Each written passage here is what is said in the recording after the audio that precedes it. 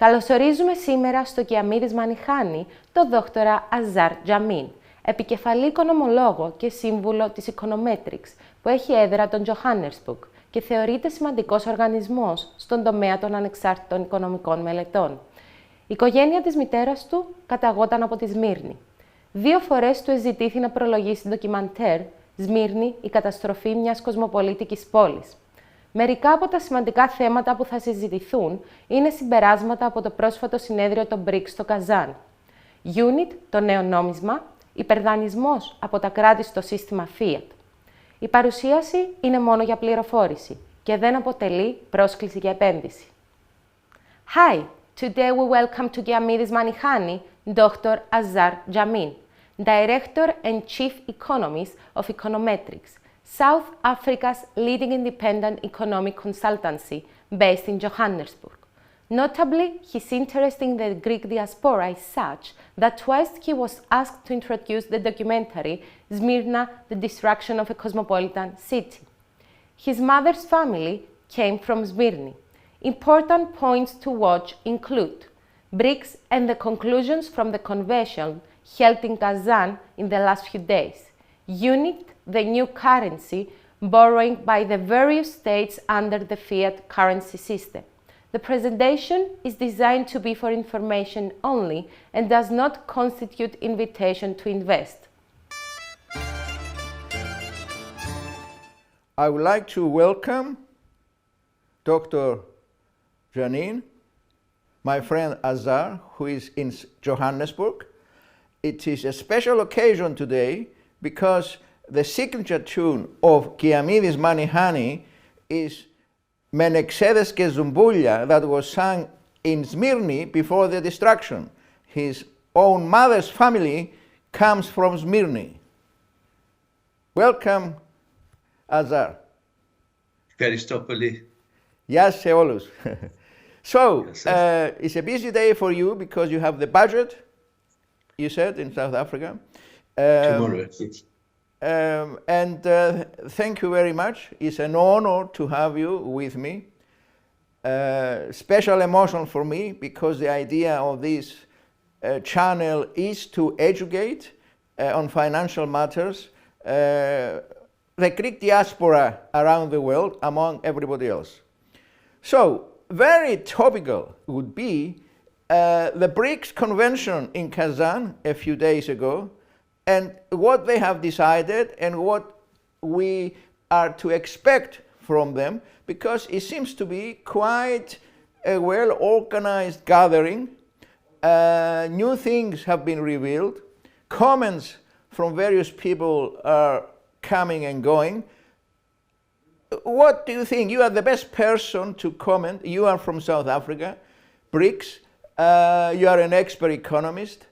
I value very much your opinion and we will discuss the various topics. But initially, the first thing to come to mind is, was it a success and why? It's very difficult to analyze just how much of a success it was because I don't think that anything definitive actually emerged from the meeting other than intentions to work towards certain outcomes. And one must realize that the whole Brics formation has become somewhat mired in international political alliances. There used to be the non-aligned movement where a lot of countries were resenting the influence of their original colonizers and were trying to remove themselves from that.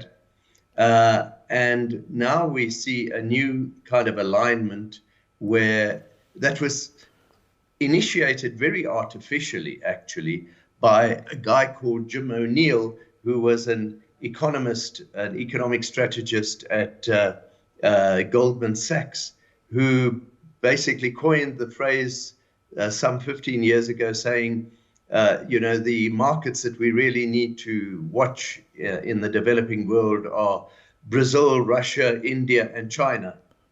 And that led to the formation of this so-called concept of a BRIC grouping. And then they thought, yes, but that excludes a very important region of the world, or geographically, and that is the whole of Africa. So let's bring in South Africa, so they added the S behind that and called that the Brics. But really, there is very little in common amongst the individual members of Brics, other than the desire to feel independent from the United States and Europe and Japan, the Western countries. Well, I and hope, so please. And so I think one has to see a lot of what is going on in Brics as an antidote to undue influence by Western countries, economies and institutions. And in particular, the one big thing that the Brics are now working on is trying to reduce dependence of developing countries on the US dollar as the main means of transactions. And one of the important intentions expressed in Kazan was to work towards a currency that is independent from the US dollar, with which countries can start transacting and not incurring big exchange rate fees, and that it would become more effective to do that. Yes. Then there were a whole lot of other intentions also, but it's kind of become couched in a grouping that wants to be seen to be independent from the West. Yes.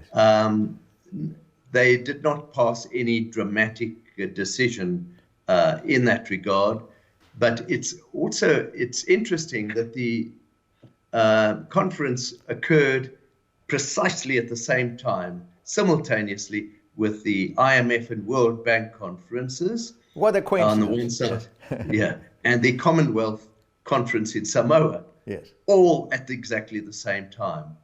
And one notices, one has, of course, seen from last year the addition of a number of other countries that were invited to join Brics. And now there are a few more, including Turkey, that want to join Brics in order to feel that they are part of a grouping. They're not part of the G7, so they want to feel part of the grouping that is independent of the West. Yes. And obviously there is one big elephant in the room, or may I call it panda in the room, and that is China, which dwarfs all the other BRICS economies in terms of its size. And obviously the concern that some might have is that this BRICS formation could be a way of generating a grouping that is very much aligned to China as the second largest and working towards becoming the largest economy in the world, yes, but not part of BRICS. And then allied to this is this whole question that we've been in South Africa very much involved in most recently, is that to try and broaden the United Nations Security Council, especially in light of what's going on in Ukraine and the Middle East. There has been a growing realization that that developing countries don't, and especially African countries, have no say in the final resort on what goes on when the Security Council when there are 5 permanent members in the Security Council and they have a veto over what's going on. And the feeling in Africa is, yes, but we have absolutely no say here, because they can veto whatever any developing country wants to have, and we want to have a role to play in the as a permanent member of the Security Council. So all these factors are moving together in what is emerging as a gradual polarization of the world into 2 different camps, really, the West and the others who like to see themselves as non-aligned, but are increasingly kind of falling under Chinese sphere of influence, yes, and Russian to some extent more recently. Of interest to us here in the Eurozone is something that came out very clear from the way BRICS are moving. They are moving very carefully, and they brought out a very important point, that each of the member countries will have its own currency and its own monetary policy because of the diversity from country to country. And they will use the unit as a trading currency, which nobody knows how it will develop, but the fact that it has 40% gold weighting and the rest, the 5 BRICS countries, it will certainly make it an important solution for trading with lower cost. What is the lesson for Eurozone? A lot of people the last few days are thinking in Eurozone. Did you hear what BRICS said? No common currency. They could have said unit is a common currency for all the countries. We all abandon our currency, our monetary policy, like they did in Europe. In Europe, European Union is a commercial union, fine. BRICS is a commercial union. But in Eurozone, Mr. Draghi told us a few years ago he will do anything possible to keep the Eurozone together. But this is not how you form a common currency when there are so many diversities between the countries. So I value BRICS very much because of this decision. They know what they are doing and they are doing it gradually.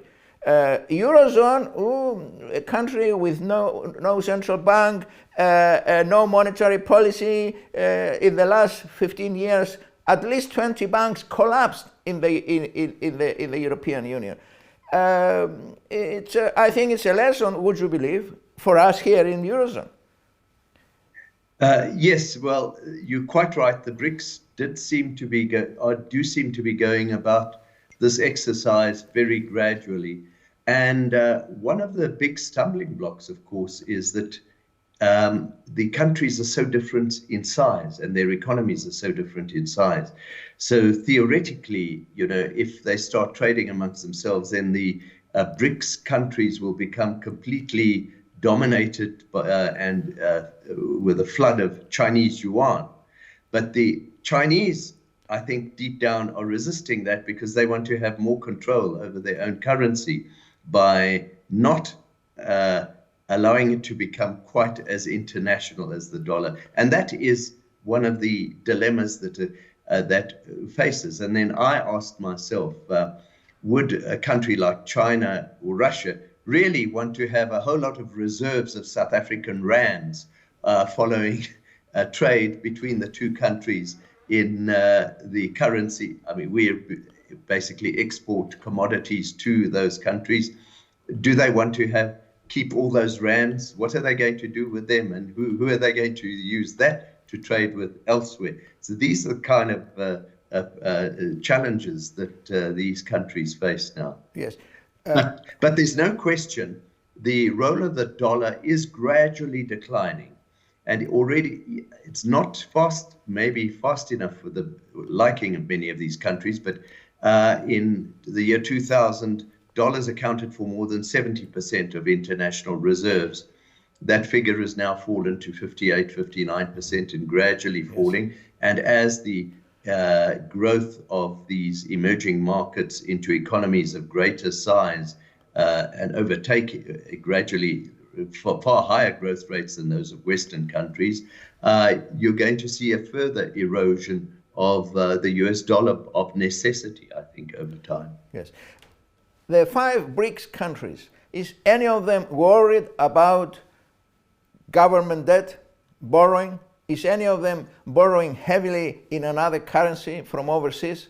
Because they have their own currency. It's internal borrowing. They could borrow in their own currency mostly, like Japan. It doesn't matter. But what is happening with BRICS? China, of course, these countries have got very high levels of public debt, but you're quite right. Most of that debt is denominated in their own currency. Yes. In South Africa, for example, most of the government debt is owned by the domestic financial institutions. Yes. Who are very powerful.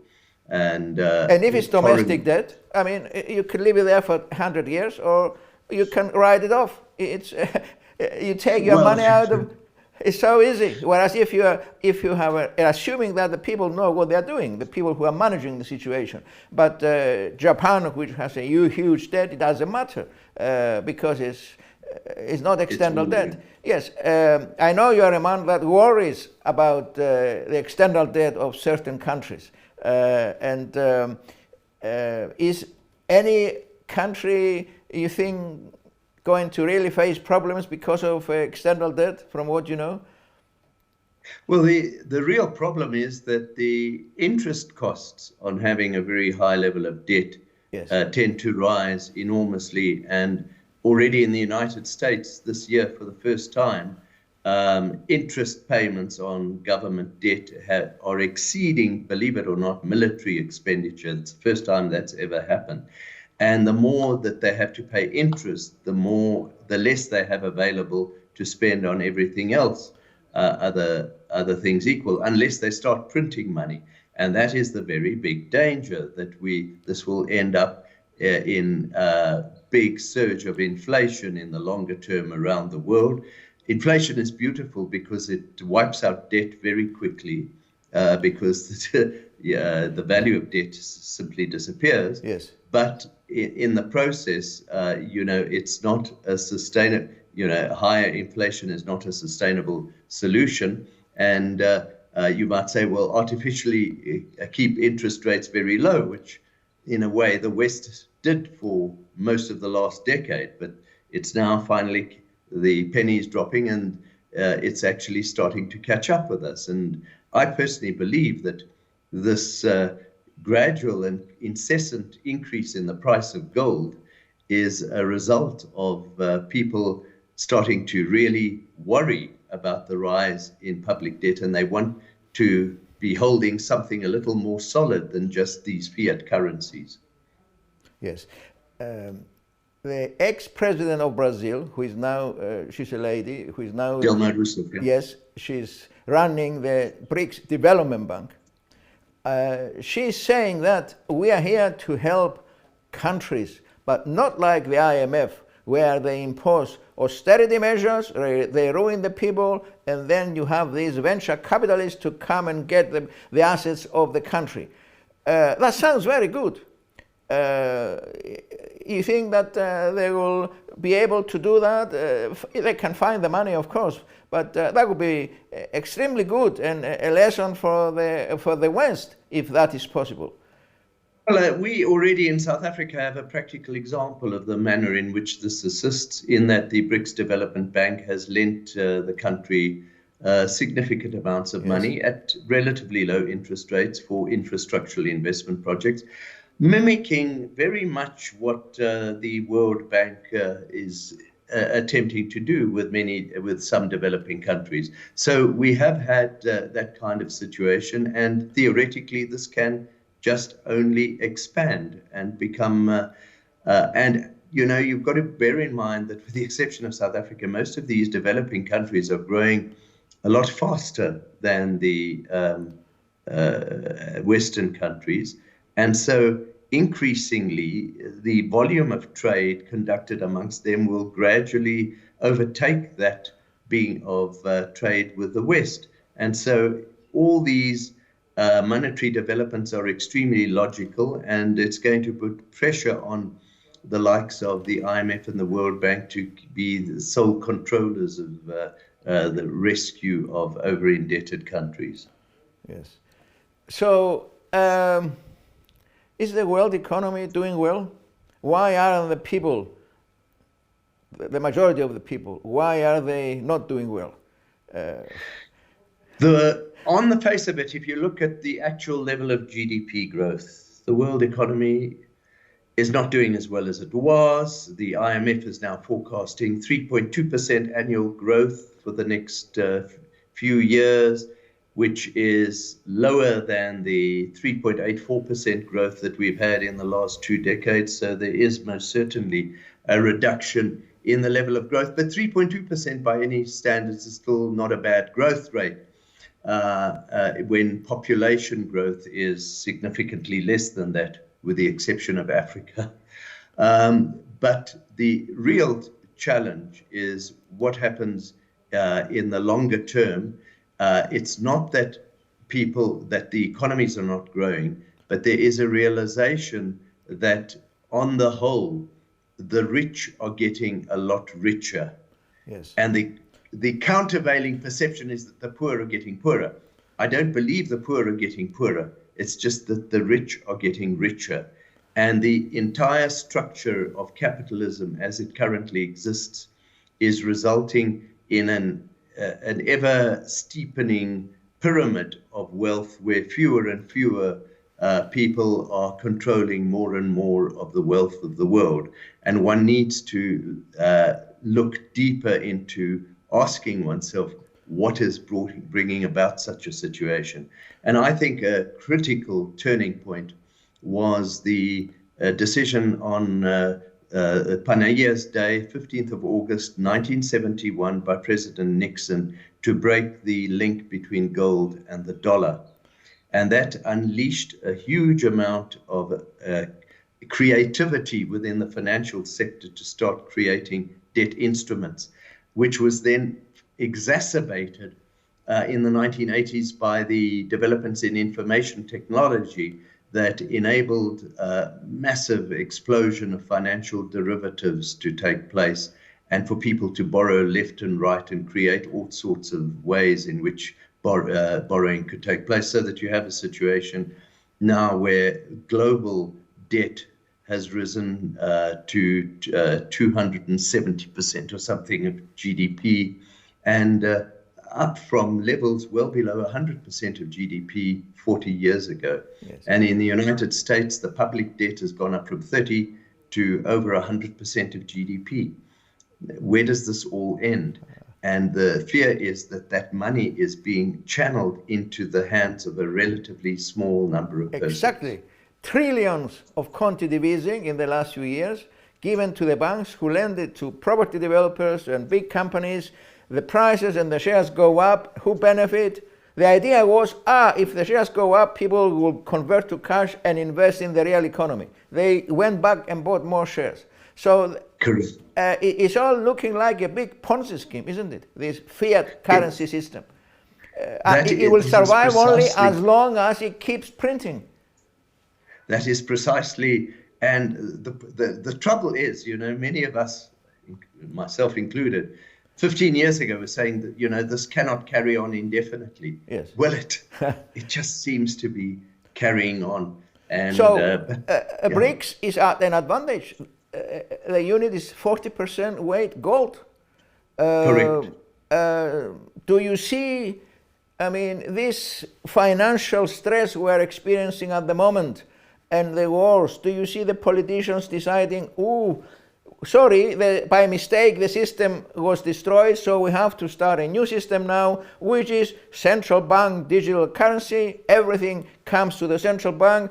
Only the major banks will survive, investment banks and Swiss private banks who can only lend from part of what you give them. It will be a complete change in the financial system, and it is, isn't it, the central bank digital currencies that is coming up. We are heading in that direction. Yes. I'm not sure that the replacement will necessarily be digital currencies in the way possibly that we come know back to gold right now. Yeah, but certainly because there are some potential problems with digital currencies. People are very concerned about things like security. Yes, and lack of privacy. Yes. But certainly, I do believe that the world financial system is heading for a major reshape. Yes. When? That's the critical question. Yes, I don't know that I will still be around with it. Yeah, so you are nicely placed in Johannesburg.